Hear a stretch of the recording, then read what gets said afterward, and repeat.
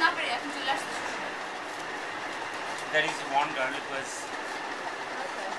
And how was that? lived একটা সংগঠন তৈরি করেছিলাম বাল্যবিবাহ প্রতিরোধ করার জন্য।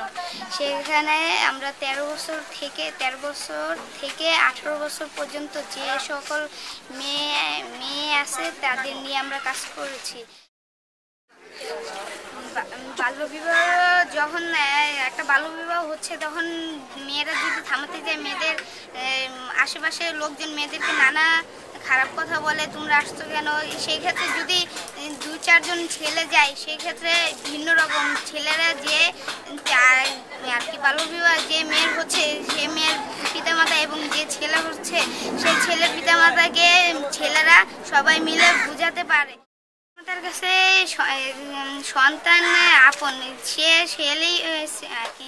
ছেলেই হোক বা মেয়ে হোক, দুজনেই আপন, দুজনেরই সমান আদর পাওয়া উচিত।